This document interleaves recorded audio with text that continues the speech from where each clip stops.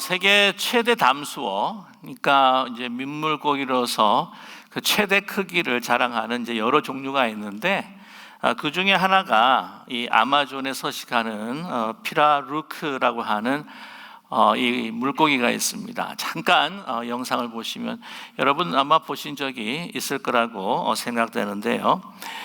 이 최대 크기로 자라게 되면은 거의 5m 정도 되니까 거의 한 15feet, 15feet 정도로 자라고요.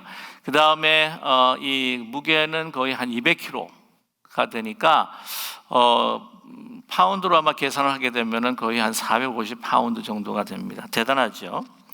이 워낙 큰 몸집 덕분에 이 사람밖에는 이 아마존에 그 천적이 없다라고 그렇게 이야기할 정도입니다. 그래서 그 등치 가지고 이제 한번 이렇게 공격을 하게 되면은 이제 그 보통 15톤짜리 광화유리도요 금을 가게 하고 아니면 이제 깨트릴 정도로 그런 강한 힘을 가지고 있습니다. 그런데 여러분 그 아마존 하면 이제 유명한 그 물고기 가운데에서 그 짐승이 물에 빠지면 막 떼로 몰려가지고는 이제 물어 뜯는, 뭐 심지어는 뭐 배고프면 사람까지도 뜯어먹는다고 하는 시기라고 하는 피라냐라고 하는 그 물고기가 있습니다.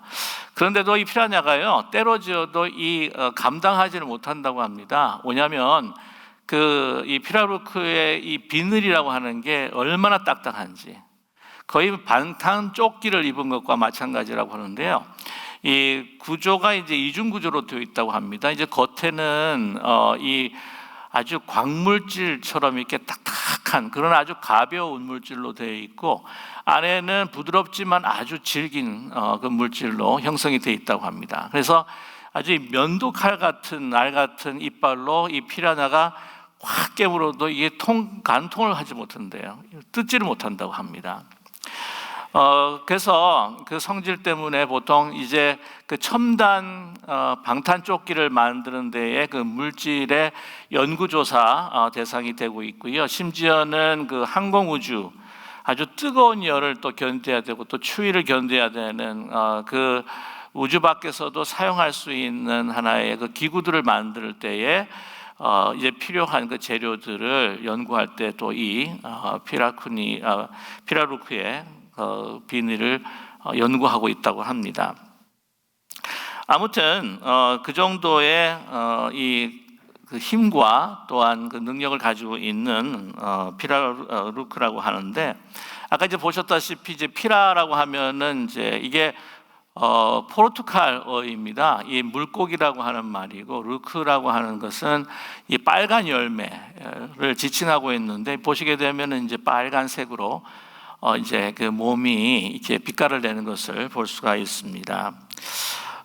이제 그럼에도 지금 많은 그 개체가 이제 줄어들기 때문에 또 그 아름다움의 그 한 관상용으로 또 사용을 하고, 개체 수를 늘리기 위해서 이 양식을 통해서 이렇게 자라게 한다고 이렇게 이야기하는데요. 한 가지 이렇게 5m까지 자랄 수 있는 이 피라루크가 하여튼 이 양식에만 들어가게 되면은 이 그 크기의 한계를 넘어서지를 못한다 그래요. 그래서 아무리 이게 사료를 준다고 할지라도 그 뭐 커야 한 2m, 한 보통 1.5m 정도로 이렇게 클 수밖에 없다고 합니다. 그러나 자연으로서 이렇게 사는 이 피라루크 같은 경우에는 정말 우리가 많은 사람들이 포획해서 잘 발견되지 않기 때문에 그렇지, 거의 뭐 5m까지 이렇게, 뭐 보통 한 4m까지 이렇게 발견된다고 이야기를 하고 있습니다. 이 양식, 그 좁은 공간에서 자라고 있는 그 피라루크, 한마디로 그의 현실에 적응을 하고 이제 길들여지기 때문이라고 그렇게 이야기를 하는 것이죠. 이 동물들 보게 되면은 그 현실과 그 환경에 적응하며 길들여지는 동물들이 꽤 있습니다. 예를 들자면은 이 아기 코끼리 같은 경우에 어릴 때에 그 가느다란 밧줄을 이렇게 말뚝에 박고 이렇게 묶어 놓으면 아무리 등치가 크고 힘이 있다고 할지라도 그거를 이제는 끊지 않고 거기에 매여 있는 그러한 현상들을 우리가 발견하게 된다고 하지 않습니까? 이제 새장에 갇혀 있는 뭐 독수리가 제대로 날지 못하는 그런 비유도 우리가 종종 듣곤 합니다. 여러분, 동물뿐만이 아니라 우리의 인간, 우리 사람도 이러한 환경에 길들여지고 적응이 되었을 때에 하나님께서 정말 우리를 창조하신 그 목적, 하나님께서 꿈꾸시는 그 인간을 향한 정말 그 실현을 우리가 하지 못하고 이 현실에 길들여지고 갇혀 있고 또한 노예화 될 때가 얼마나 많지 않겠는가 하는 생각을 갖게 됩니다. 그런데 이 환경과 이 조건에 잘 길들여지지 않는 부류의 사람들이 있지요. 그것은 다름 아니라 바로 예수 그리스도를 믿는 우리 그리스도인들입니다. 특별히 초대교회 때에 그렇게 많은 수많은 박해를 받지 않았습니까? 그럼에도 불구하고 그들은 정말 예수 그리스도께서 우리의 주다, 예수 크리스토스 큐리어스라고 하는 그 말을 생명보다도 귀하게 여기면서 또한 그것을 지키며 선포했다고 하는 것이죠. 그 당시 그것은 이제 목숨과 바꿔야 할 말입니다. 그때는 케사르, 그러니까 시저라고 하는 것인데 로마 황제가 바로 주입니다. 큐리어스라고 이렇게 그들이 했어야만 했었습니다. 말을 듣지를 않는 거예요. 목숨을 내놓을지언정. 그래서 이 로마 사람들은요, 참 지지리도 정말 말 듣지 않고 고집이 센 사람들이 바로 그리스도인들이다라고 이렇게 지칭까지도 하기도 했다고 합니다. 옆에서 보면 그랬을 거예요. 저 사람들 왜 저렇게 고집을 부리나, 왜 저렇게 저항을 하나. 그냥 마음으로 예수 그리스도가 주라고 하는 것을 그냥 믿고 그냥 그 황제 우상 앞에 그냥 한번 절하고 고개를 숙이고 아니면 무릎을 잠시 꿇고 말 한마디, 케사르 is curious, 그 로마 황제가 주입니다 라고 한마디 하면은 그래도 안전하게 그 박해를 피하면서 그냥 그냥 살아갈 수 있을 텐데 왜 그러지 않는가? 참으로 정말 말도 듣지 않고 참으로 참 고집이 센 사람이다. 아마 그렇게 생각들을 했을 것입니다. 그러나 그들은 현실에 길들여지지 않았다고 하는 것이죠. 왜냐하면 그들은 현실 세계 속에 사는 것이 아니라 믿음으로 하나님의 그 크고 놀라우신 세계 가운데에 살았기 때문입니다. 그래서 그들은 하나님께서 그 세계, 예수 그리스도의 세계를 통해서 주신 그 승리를 확신하고 믿었기 때문이죠. 예수 그리스도께서 십자가에서 모든 것을 다 이루었다. 또한 부활하시고 승천하셔서 정말 이 세상을 이기고 그 죽음도 어찌할 수 없는 영원한 부활의 생명으로 승리하신 예수 그리스도께서 그 현실 속에서 다른 사람은 그 눈으로 보지 못하는 예수 그리스도 부활하신 주님의 그 현존을 보지 못했지만 그들은 보았다는 것이죠. 그리고 그 승리의 선언을 그들은 기억하며 믿었다고 말씀드릴 수가 있습니다. 오늘 예수님께서 말씀하십니다. 33절에 이것을 너에게 이르는 것은 너희로 내 안에서 평안을 누리게 하려 함이라. 세상에서는 너희가 환난을 당하나 담대하라. 내가 세상을 이기었노라 라고 선언하고 계십니다. 예수님께서는요, 이 엄청난 선언을 하시는데 이 선언을 하시는 그 시간의 그 타이밍을 보게 되면은 우리가 봤을 때에 전혀 적절한 타이밍이 아니다라고 그렇게 판단할 수가 있습니다. 왜냐하면 막상 이제 곧 닥쳐올 것은 십자가의 죽음이라고 하는 사실입니다. 눈앞에 바로 십자가가 있는데 바로 이 고통과 수치와 모욕과 고난과 멸시가 기다리고 있는데 어떻게 내가 세상을 이기었노라 라고 선언하실 수가 있으셨겠습니까? 눈앞에 보이는 현실을 보았을 때는 세상에 죽임을 당하고 세상의 모든 것들을 잃어버리고 실패한 이 현실을 눈앞에 두고 있는데 무슨 이 세상을 이겼다 이야기할 수가 있을까요? 여러분, 그 요즘 말로 이야기할 때 이것을 혹시 정신승리라고 하는 것이 있어요. 다른 사람들은 다 인정하는데 자기가 고집을 부리고 정당화시키면서 내가 이겼다.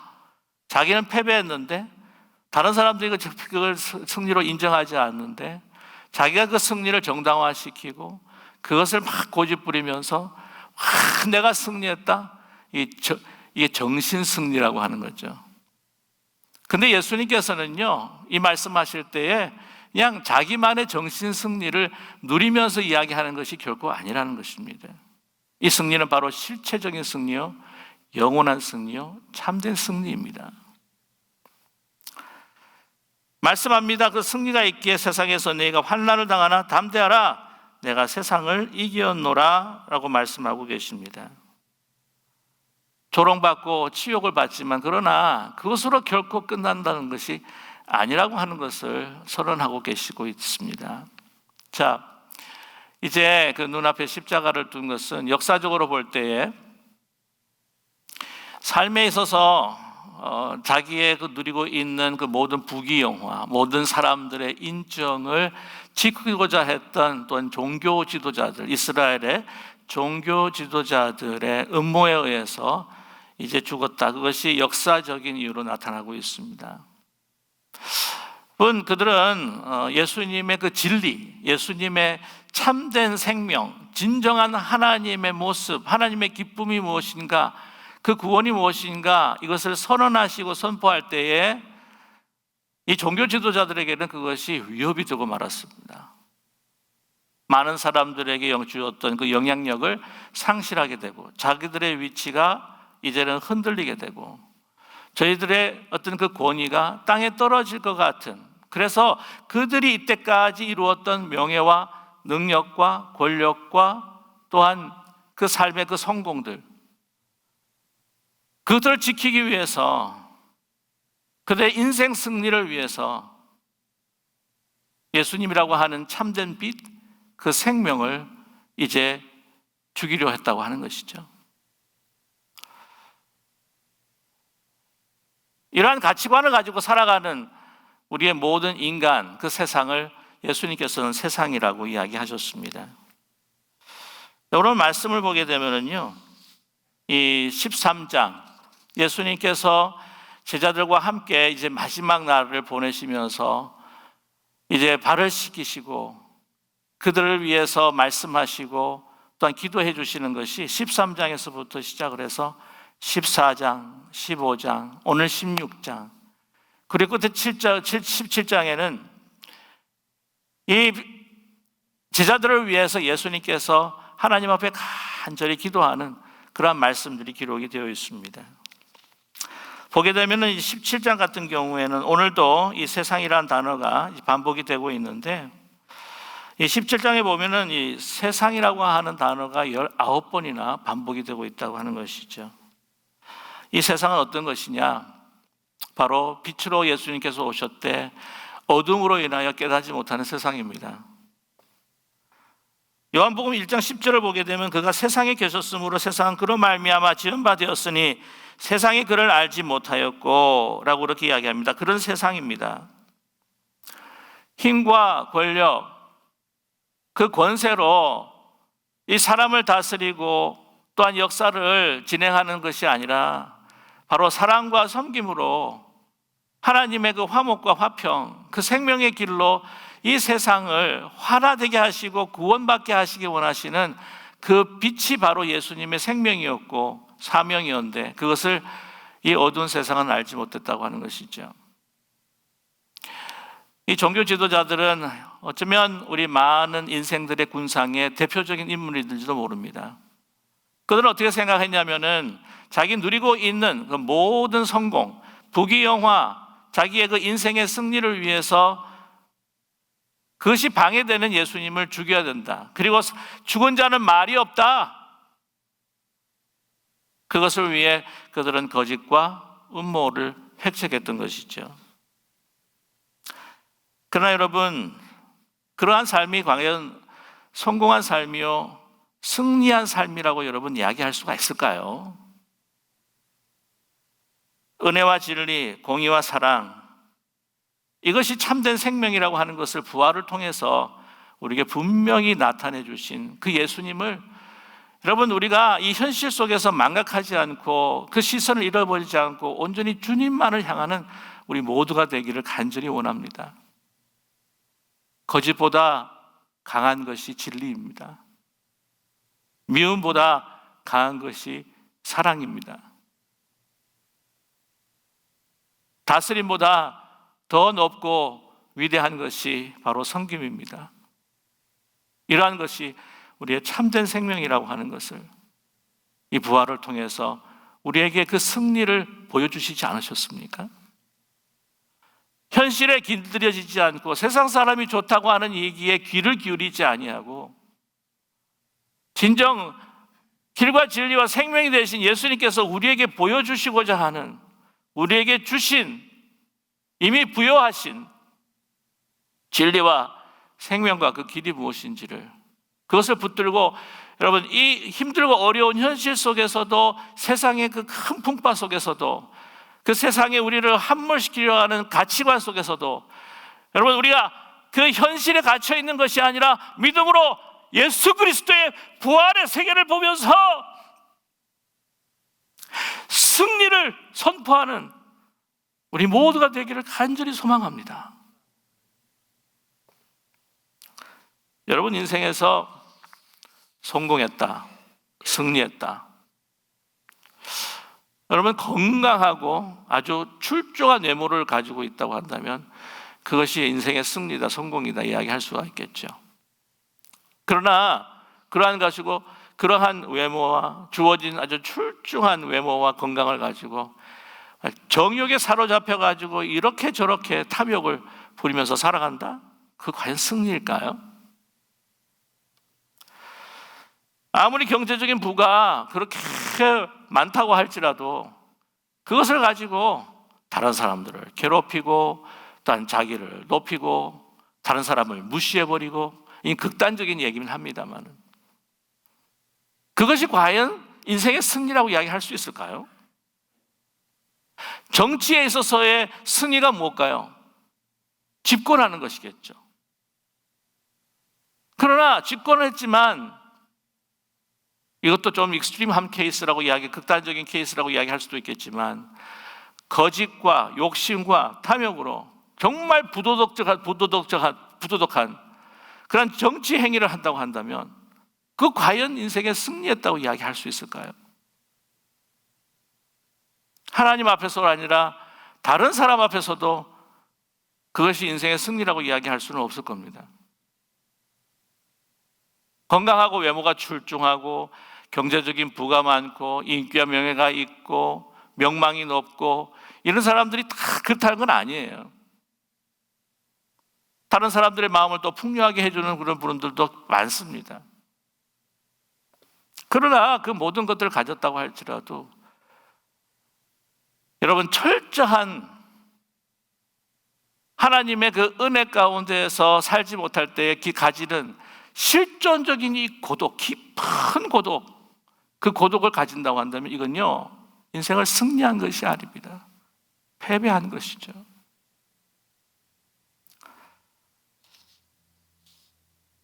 세상 사람들이 인정해주고 명예를 주고 내가 권세가 있고 모든 것이 다 있다고 할지라도 홀로 남아있었을 때에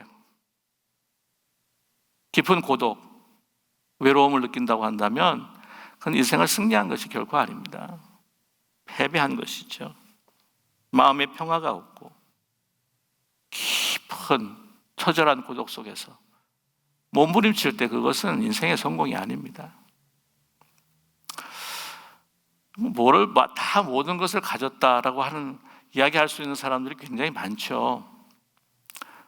그 중에 한 사람을 두게 된다면 어니스트 헤밍웨이, 여러분 아마 잘 아시기 때문에 제가 이분을 아마 예로 들고 싶습니다. 그는 별로 안 해본 게 없어요.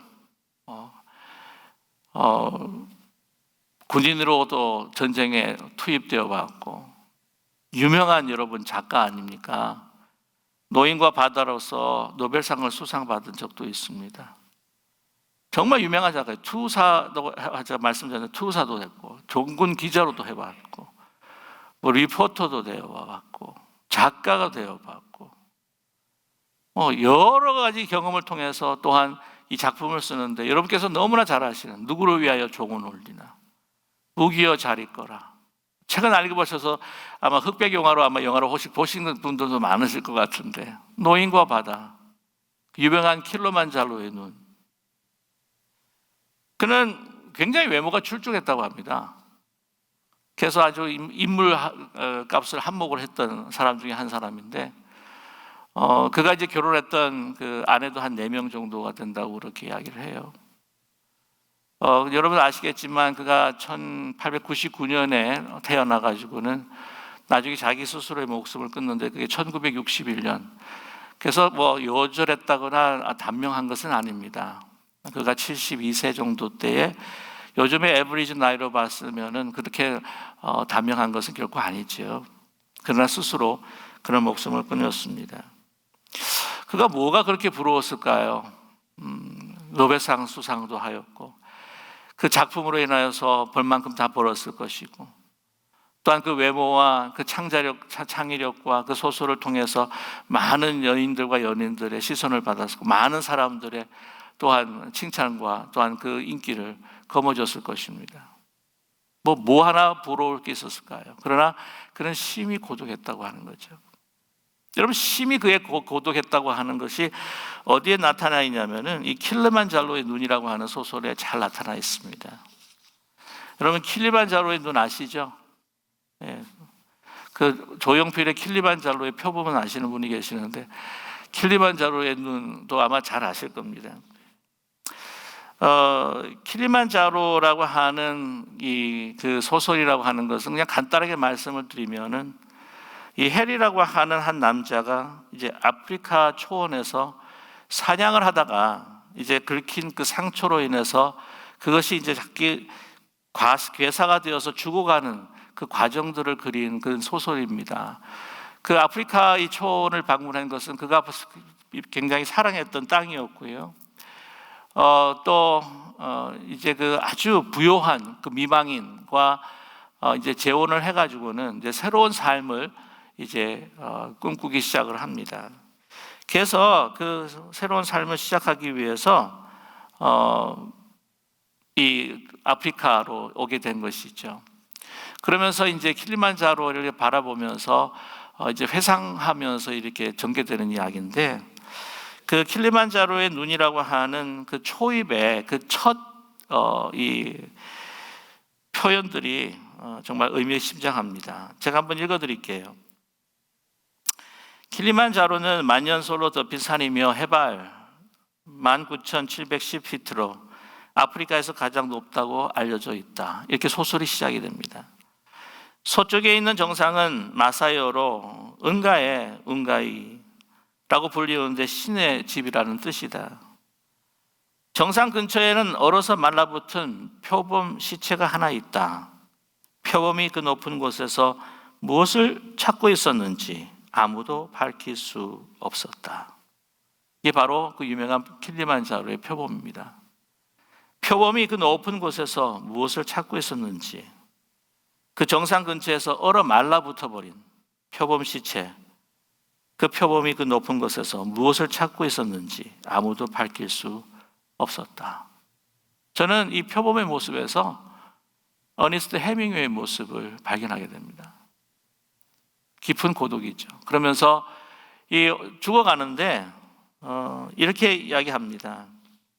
자신을 사랑한다고 돈 많은 매력적인 미망인과 함께 이제 아프리카로 돌아왔는데 초원의 얕은 침대에 누워서 그가 과거에 놓인 것들을 회상을 하게 됩니다.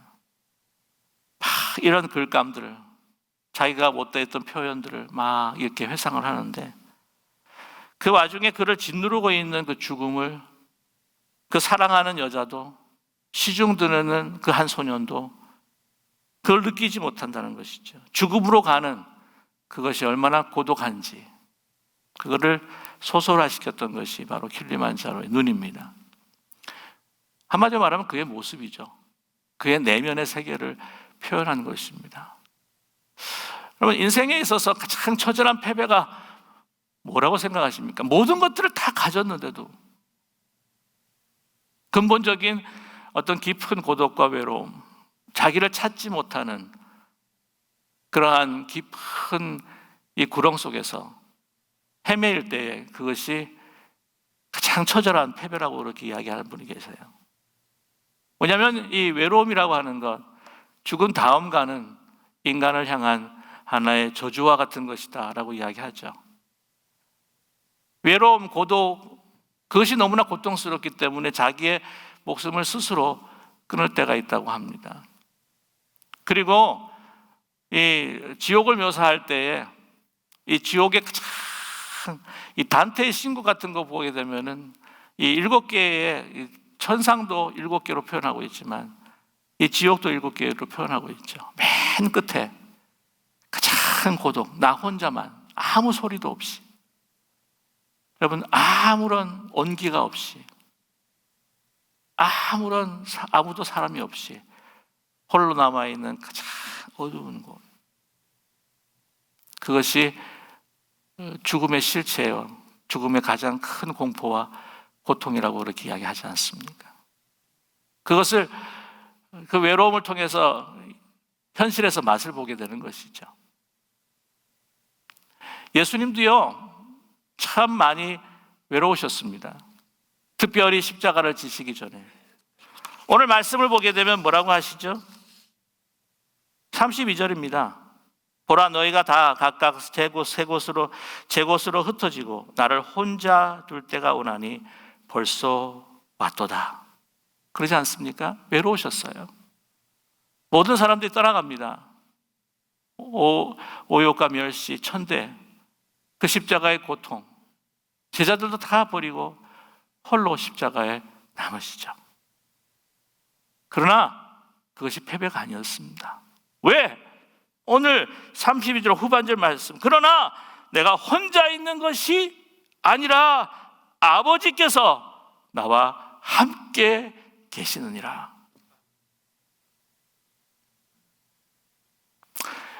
여러분, 친구가 떠나가고 사랑 사는 사람들 배반을 당하고 나에게 아무런 관심을 주지도 않고 내가 아무리 고독 가운데 있다고 할지라도, 저 여러분, 부활하신 주님께서 이 시간 나와 함께 하신다 라고 한다면 이제 그 믿음으로 나의 답답한 현실, 고독한 현실이 아니라 그 영광스러운 그 부활의 생명의 하나님의 세계가 환하게 펼쳐지는 역사가 여러분의 삶 가운데에 나타나게 될 줄로 분명히 믿습니다. 그래서 오늘 33절에 말씀하지 않습니까? 이것을 너에게 이르는 것은 너희로 내 안에서 평안을 누리게 하려 함이라. 고독과 깊은 외로움 가운데서 처절한 몸부림을 홀로 치고 있는 사람들 안에서는 평안이 없습니다. 평안은 바로 하나님이 나와 함께 하신다. 어떤 상황 속에서도 함께 하신다 라고 하는 믿음으로 그 평안을 우리가 취할 수 있고 얻을 수 있기 때문이죠. 그래서 이제 제자들에게 말씀합니다. 세상에는 너희가 환난을 당하나 담대하라. 내가 세상을 이기었노라. 저 여러분, 믿음의 눈으로 부활하신 주님께서 이 시간 우리와 함께 하시고 있다고 하는 사실을 여러분 분명히 발견하는 우리 모두가 되기를 간절히 원합니다. 답답한 현실, 계속 외롭고 고독한 나의 현실이다 라고 하는 내 눈앞에 보이고 내가 느껴지는 그런 세계 속에 갇혀 있지 마시고 그것에 적응하거나 그것에 길들여지지 마시고 우리가 믿음의 눈으로 지금 이 시간 우리와 함께 하시는 그 모든 거짓과 모든 이 땅의 어두움을 그리고 모든 미움을 정말 부활의 생명으로 이기신 이 사랑의 주님이 영원한 영광 가운데에 우리와 함께 하신다 라고 하는 분명한 여러분 믿음으로 매일매일 순간순간 승리의 찬가를 하나님 앞에 감사와 기쁨의 찬양을 올려드릴 수 있는 하나님의 세계 가운데 영원부터 영원까지 살아가시는 저와 여러분 되시기를 주님의 이름으로 간절히 축원합니다. 기도하겠습니다. 사랑의 하나님 아버지, 인생의 참된 승리가 무엇인지를 깨닫는 저희들 되게 도와주시옵소서. 세상의 가치로, 세상이 부러워하고 세상의 기준으로 그런 어둠 속에서 그 모든 것들을 얻었다고 할지라도 참된 영광의 빛, 생명의 빛이 없기에 깊은 존재론적 고독과 외로움에 사무쳐 몸부림치며 우리가 종말론적인 우리의 궁극적인 죽음을 맛보는 저희들이 되지 않게 하여 주시고 이제 믿음의 눈으로 어떤 상황과 현실에 우리가 휩싸였다고 할지라도 사랑과 섬김과 생명으로 진리로 부활하신 주님이 우리와 함께 하시며 하나님의 세계 가운데에 우리를 한 걸음 한 걸음 인도하고 계시다고 하는 분명한 믿음과 확신 속에서 감사와 승리의 찬양을 올려드리는 저희들 되게 도와주시옵소서.